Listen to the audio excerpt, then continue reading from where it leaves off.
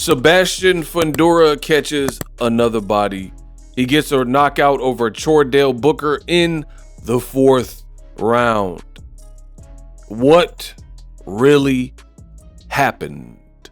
In this video, I'm going to take you through it, let you know what happened as Sebastian Fundora retained his titles. Impressive stoppage win over Booker as the main event on PBC in Las Vegas.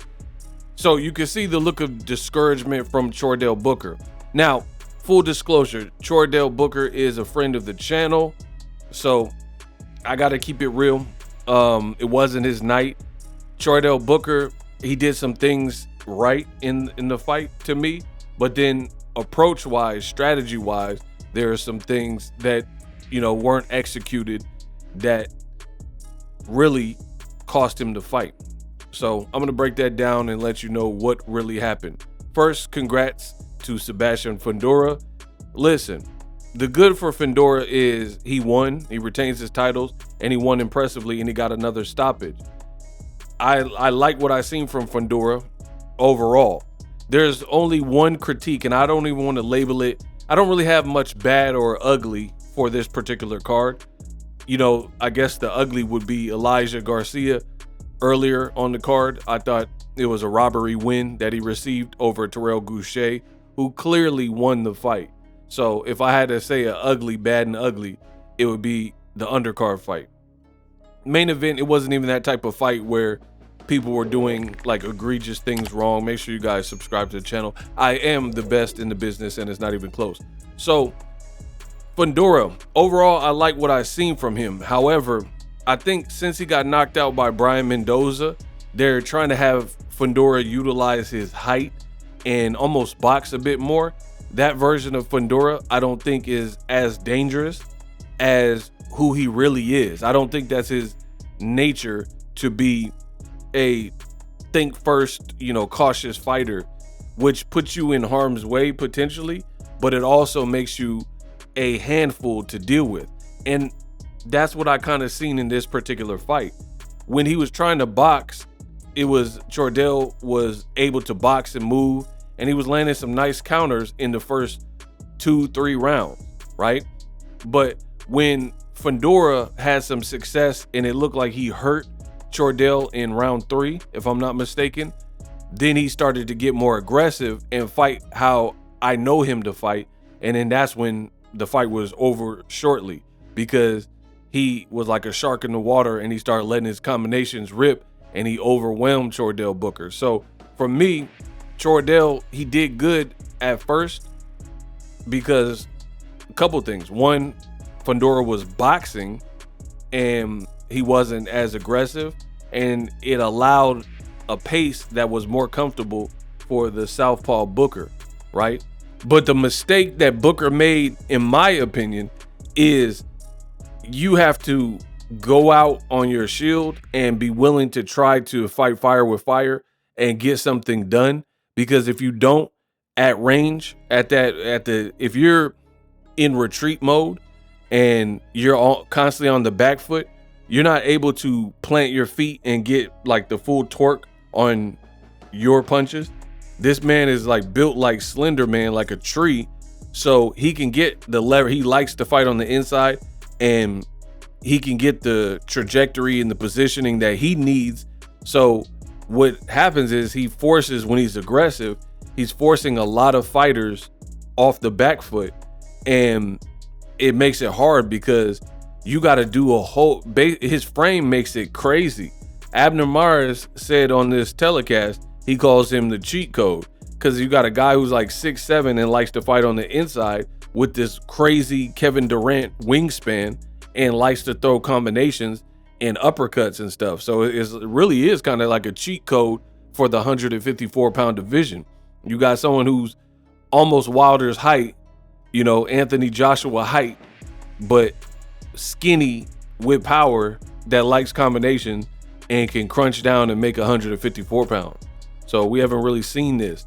So for me, I think what it will require is kind of the Brian Mendoza. Mendoza had to walk through some fire. Like, that wasn't an easy fight. People obviously remember Fundora getting knocked out, but Brian Mendoza took some shots and some punishment and bruising, and he was getting hit and bruised up in that particular fight, and he has good snap on his punch. But it's gonna be really hard to beat Fundora without power, right? Like, power would be exceptional, because if you have one punch power to change the fight, that would be great, like a Murtazaev, because then you can wait for him to open up and try to wait for him to make a mistake, and you have one punch game-changing power, where if you get this shot off and you get it off correct and properly and on the button, then I think you'll have success. So it's not like Fundora is without flaw. I think he makes a lot of mistakes and a lot of flaws that I see, like sometimes squared up. He's real up and down and straight up, and he's there for like overhands. Like, for example, at 154, somebody for me who would be very dangerous would be Sergio Martinez, because Martinez has the leg. I'm talking about prime Martinez. Martinez has the legs, the athleticism, the agility, and he had a vicious overhand left that you've seen against a taller fighter like a Paul Williams. And he had the type of power at 154 pounds, and he was a southpaw, and he has a type of power where you're not just going to be able to walk through all of his shots. You know what I mean?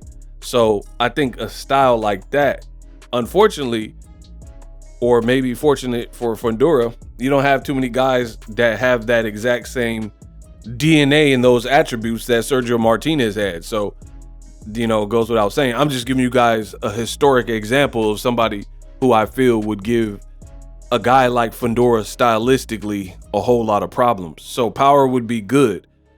You're going to have to mix it up from what I'm seeing. Like, you could fight on the back foot because he's so big, but you have to take stands, and you have to like stand your ground. Like in Florida, they got the stand your ground law. You have to stand your ground with this man, because if you don't, then if he gets aggressive when he's not trying to box, if he gets aggressive, he's going to like bulldoze you and like really come for you. And, at that point, it could be too late, because in that fourth round, when Fundora was letting his hands go, he was ripping some nasty combinations, very nasty combinations. And you seen Chordale, his face deteriorated like pretty quickly. You know what I mean? Like, it looked like his nose could have been broke or, messed up. He had a bloody nose, and it's just overwhelming. And then I think once you're buzzed and you're hurt, you might be seeing doubles. You might be vision not the best. You're cloudy, and then that's when he overwhelms you, and he's throwing these like golf swing uppercuts, like tink tink, and it's like a weird trajectory because he's so big. So you look at the ending of this particular fight, you had Chordale was just like laying on the ropes, and Thomas Taylor had to stop it because you got his butt on the ropes, pause, and he's just being overwhelmed with punches, and it just looks bad and it looks dangerous. So I think it was a rightful stoppage. So Chordale did some good things in there, but the biggest thing is I think he paid too much respect, and I think that's the wrong approach for Fundora.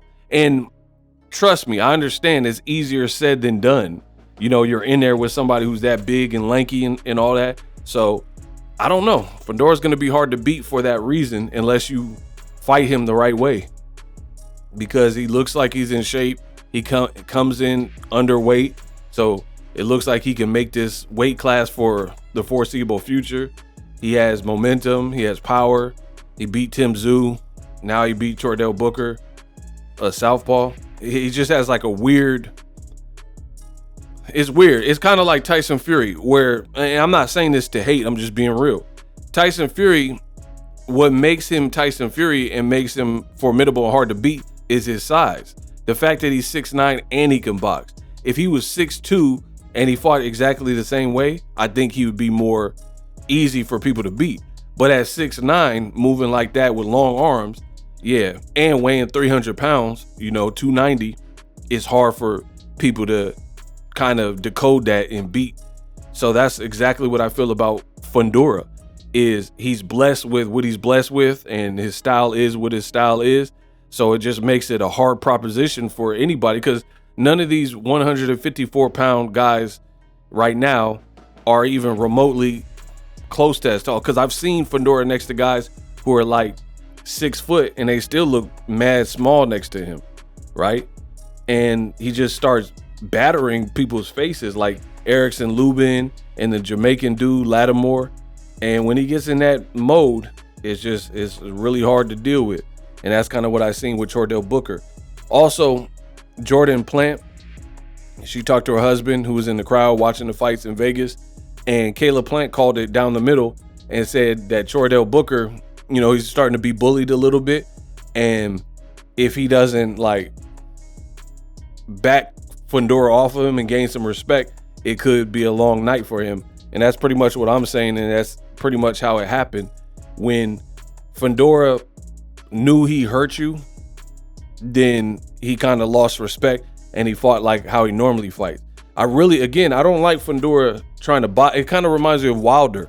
Wilder with Malik Scott is kind of boxing more, but I don't think that's his style. I don't think his style is to come get you and I got power and you can't survive my power. So when you put a Fundora or Wilder and you're putting them, you know, in a style where they have to box more, I don't think that's who they are. Same thing with Amir Khan. You know, I think Amir Khan at his best is a speedster that overwhelms you, which creates risk because Khan has a shaky chin and a glass chin, a lot of people feel. So it creates opportunities to be countered like Danny Garcia did, right? But that's also, it's like what he's good at, the speed stuff and combinations and eesh is also what makes him vulnerable. And I think you have a lot of fighters that are like that, the Amir Khans, the Fundoras, where their flaws are right there, but you have to fight the right way to exploit those flaws. Because when they get, some people are like, could be one trick ponies. They're just really good at that one trick. You know what I mean?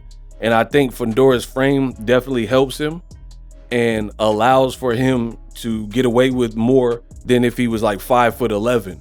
But hey, that's the way it is. He's built, he was born how he's born, and he's born the height he is, and he can make the weight. Fair play to him. But that's pretty much what I've seen. The 4th round, it was over. I think it was kind of a continuation from when he hurt Chordale in the 3rd round. And you could tell Chordale was like super disappointed because he got stopped in the 4th round. He was busted up, and you know, he wanted to continue, but it just wasn't safe for him to continue. So fair play to Fundora. I cannot wait. Jermell Charlo's coming back. You got Murtazaev, you got Virgil Ortiz, Zayas, I think is his mandatory. So some very good fights out there for Fundora. 154 definitely heating up. Let me know what you guys think. And that's what really happened. Live streaming can be tough, which is why I use StreamYard. Click the link in the description for StreamYard, which is an awesome tool that enables you to set up your stream with ease of use. Get great results with live streaming. It's what I use. Stream to social media with ease with StreamYard. Live streaming is here to stay. Engage with your audience using StreamYard. Great way to reach out to your audience and connect. So you need a tool that can do that.